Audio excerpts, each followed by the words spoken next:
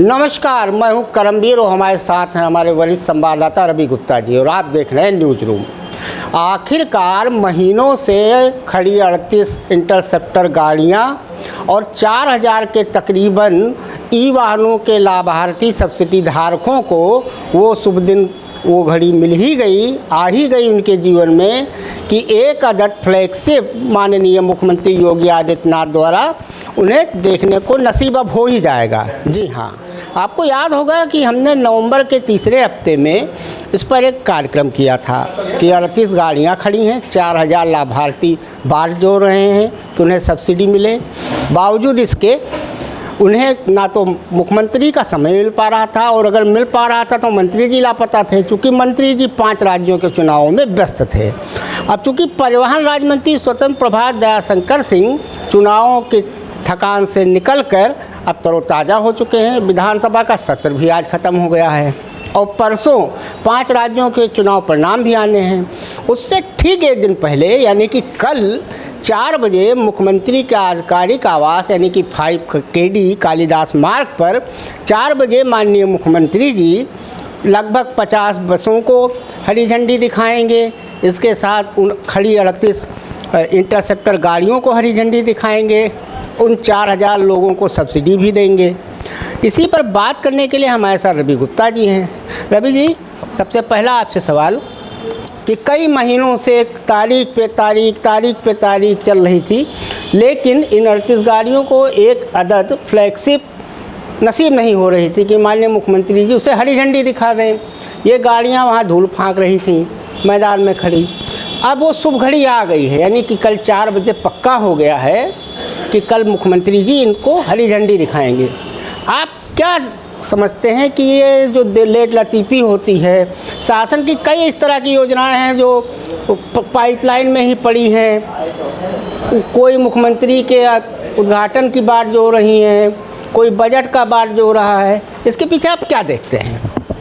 देखिए करमवीर जी, हम ये डायरेक्ट नहीं कह सकते कि हमारी तरुण मित्र की टीम ने जो हमने पिछले दिनों एक वीडियो और ख़बर उस पर चलाया था अपने संस्थान के ज़रिए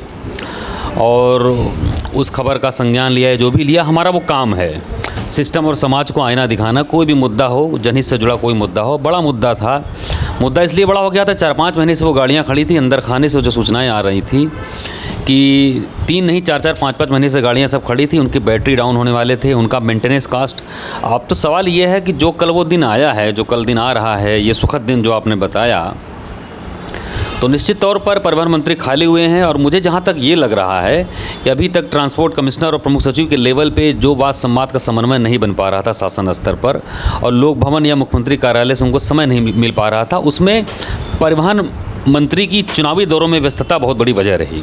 तो आपने जैसा बताया कि परसों चुनाव की जो परिणाम आने वाले हैं 5 राज्यों के, तो मुझे अब लग रहा विधानसभा सत्र भी आज ख़त्म हो गया, तो ऐसे में परिवहन मंत्री के आसपास जो एक अंदर खाने से खबरें आ रही हैं मेरे पास सूचना कि उनको उनके जो किचन कैबिनेट के लोगों ने बताया होगा कि जल्दी से जल्दी विभाग का अपना जो एक काम पेंडिंग उसको करा लीजिए, क्योंकि अगर चुनावी नतीजे या चुनावी परिणाम कहीं भाजपा के विपरीत आ गए या उसकी आकांक्षाओं के विपरीत आ गए तो हो सकता है मामला ये अटक जाए और बाद में ये उनके लिए, परिवहन मंत्री के लिए कोड़ का खाज बन जाए। गाड़ियाँ खड़ी हैं, कुछ और बात हो जाए, कोई और घटना हो जाए, कोई और इस तरह की बात हो जाए, तो ऐसे मुझे लग रहा है कि परिवहन मंत्री फिर स्वयं जो मुख्यमंत्री योगी आदित्यनाथ से मिले और व्यक्तिगत तौर पर उन्होंने उनसे अनुरोध किया होगा, तब जाकर मुझे लग रहा है कि मुख्यमंत्री योगी आदित्यनाथ ने इन बातों का संज्ञान लिया। उनकी शासन की टीम, जो उनकी जो टीम 11 टीम 9 जो भी हम लोग कहते हैं ब्यूरोक्रेसी में, इस पर जाकर आनन फानन में सारा मुख्यमंत्री का मिनट टू मिनट प्रोग्राम तय हुआ और 3:45 बजे कल 5 कालिदास मार्ग पर, जैसा कि आपने बताया, वो इन सारे कार्यक्रमों को हरी झंडी दिखाकर ठीक चुनावी नतीजों से पहले जो 5 राज्यों के हैं, एक दिन पहले वो जनता के सुपुर्द ये सारा काम करेंगे। देखा कि अभी आज विधानसभा का सत्र खत्म हुआ। इस बार विधानसभा का सत्र काफ़ी हंगामेदार था। हम लोगों ने अपने न्यूज़ रूम प्रोग्राम में ही आबकारी विभाग से जुड़े समिट बिल्डिंग का भी एक मामला उठाया था। उसे विधानसभा में भी कल परसों उठाया गया। इसके साथ विधानसभा में डेंगू पर बहुत हो हल्ला मचाया गया। उप मुख्यमंत्री ब्रजेश पाठक ने कहा नहीं, पर्याप्त मात्रा में एम्बुलेंस हैं, दवाइयाँ हैं, बेड हैं। और नेता प्रतिपक्ष यानी पूर्व मुख्यमंत्री अखिलेश यादव ने कई आरोप लगाए कि डेंगू के मरीजों को समुचित इलाज नहीं मिल पा रहा है। आप क्या देखते हैं जिस तरह से राजधानी में साइलेंट किलर के रूप में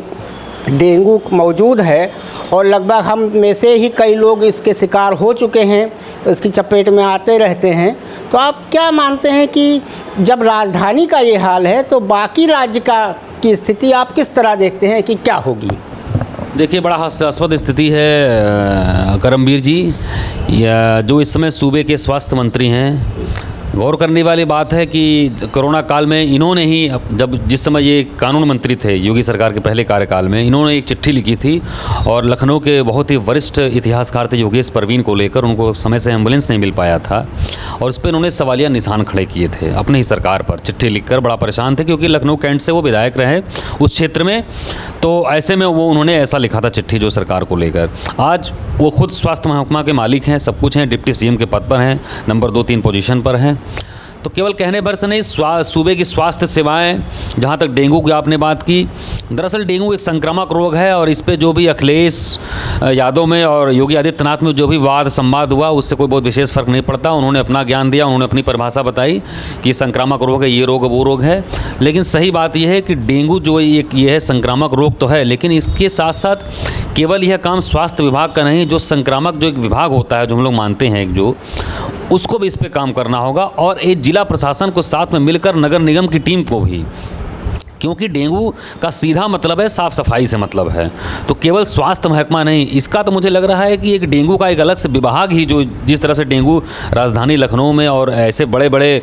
हर बार सितंबर अक्टूबर में आप देखते हैं कि जो है 25-30 दिन का ये पूरा सिस्टम पूरा चलता है और पूरा सारा सिस्टम, इसमें कितना पैसा कितना फंड, सरकार की बड़ी किरकिरी हुई इस बार विधानसभा सत्र में भी। मुख्यमंत्री को आगे आगे डिफेंड करना पड़ा, स्वास्थ्य मंत्री भी सही तरह से जवाब नहीं दे पाए और इसी डेंगू में ही एक पूर्व सांसद के पीजीआई में जो है आप उनको इलाज नहीं मिल पाया, उनके लड़के को, और वो उसी में उनकी मृत्यु हो गई दुखद जो है, जिस पर अखिलेश ने खुद उनको घेरा। तो तमाम ऐसे सवाल जवाब हुए, सत्र का तो खैर ख़त्म हो गया। दूसरी बात आपने जो कही कि जो ये समिट बिल्डिंग जो आपने बात की आबकारी विभाग, तो आबकारी विभाग के लिए कहीं ना कहीं ठीक है, वो आय का अतिरिक्त साधन है और वहाँ पर समिट बिल्डिंग काफ़ी hi fi Gomti Nagar area में है और हयात एजेंसी एक बहुत नामी होटल उसके बगल में जो है शहीद पथ वाले रोड पर है, काफ़ी हाई फाई, और वहाँ का चार्जेस वगैरह सारी चीज़ें, एक पैक का दाम, मतलब तो सारे एलीट क्लास और बच्चे तमाम चीज़ें हैं। तो आबकारी विभाग केवल अपना व्यावसायिक दृष्टि से तो उसके लिए बेहतर है, लेकिन कानून व्यवस्था को लेकर कहीं ना कहीं वह उस विभूति खंड एरिया के लिए, पूरे गोमती नगर एरिया के लिए और उधर जो जितना भी गोमती नगर विस्तार है, पुलिस प्रशासन के लिए बहुत बड़ा वो जो है सिरदर्द बना हुआ है। जो अभी कल ये मामला गूंजा, समिट बिल्डिंग का गूंजा जो है, तो यह भी सोचना होगा कि केवल राजस्व संकलन की दृष्टि से कानून व्यवस्था को दरकिनार नहीं किया जा सकता। तो आबकारी विभाग को भी सोचना होगा, पुलिस प्रशासन को भी सोचना होगा और स्वयं आबकारी मंत्री को भी इस पर गौर करना होगा कि किस तरीके से वह गृह विभाग के साथ समन्वय करके और उसके प्रमुख सचिव गृह संजय प्रसाद जी से मिलकर इन चीज़ों को कि आप राजस्व संकलन करिए, लेकिन पीने खाने के बाद समिट बिल्डिंग में आए दिन आप देखते हैं हादसे पे हादसे, तमाम इस तरह की अप्रत्याशित घटनाएं होती हैं जो समाज में कहीं ना कहीं एक न्यूसेंस पैदा करने का काम करती हैं। वहाँ के सिस्टम भी परेशान रहता है। आबकारी विभाग के अंदर के जो वहाँ के जो टीम के लोग हैं वो मानते हैं कि राजस्व का फ़ायदा होता है, लेकिन अगर इसी तरह से अगर वहाँ पे जो है अनियमित घटनाएं होती रहेंगी, तमाम चीज़ें होंगी, तो इसका एक बैड इम्पैक्ट विभाग को लेकर पड़ता है और पुलिस की भी टीम वहाँ पे बहुत परेशान रहती है, क्योंकि बड़े बड़े घरानों के लड़के लड़कियाँ, एलीट क्लास तमाम अफसरों के लोग वहाँ पे होते हैं, बड़े विदेशी देसी मेहमान होते हैं, बड़ी हाई फाई पार्टी होती है, तो वो भी कहीं ना कहीं ऐसे लोगों के कॉलर को पकड़ने में हिचकती है जो पुलिस होती है। तो इन सब बातों पर गौर करना होगा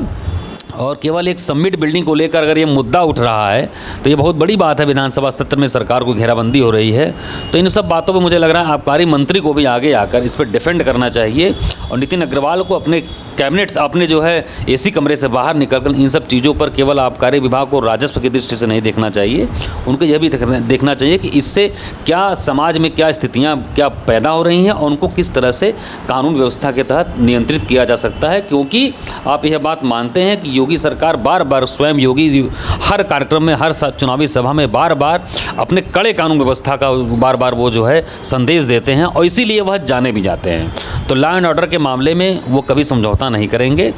तो ऐसे में मुझे लग रहा है कि पूरे आबकारी मंत्री को स्वयं इस मसले को सोचना चाहिए और इस पे अपने टीम के साथ बैठकर गृह विभाग के साथ समन्वय कर उस पर कुछ कड़ी कार्रवाई इस तरीके से कुछ नियंत्रण व्यवस्था करनी चाहिए। तो कुल मिला के परसों यानी 3 तारीख को 5 राज्यों के चुनाव परिणाम भी आने हैं। एग्जिट पोल अपने अपने हिसाब से आंकड़े दे रहे हैं, अनुमान लगा रहे हैं। कोई 50-50 बता रहा है, कोई क्लियर बता रहा है। छत्तीसगढ़ को लेकर तो खैर सारे जितने भी अनुमान हैं सबका कहना है कि वहाँ कांग्रेस आ रही है, लेकिन मध्य प्रदेश, राजस्थान और तेलंगाना को लेकर अलग अलग मत विभिन्न एजेंसियों का है। खैर अब ज़्यादा समय नहीं बचा है, 48 घंटे से भी कम समय है। परसों पता चल ही जाएगा कि कौन सा राज्य किसकी झोली में जाता है। तब तक आपको भी धन्यवाद।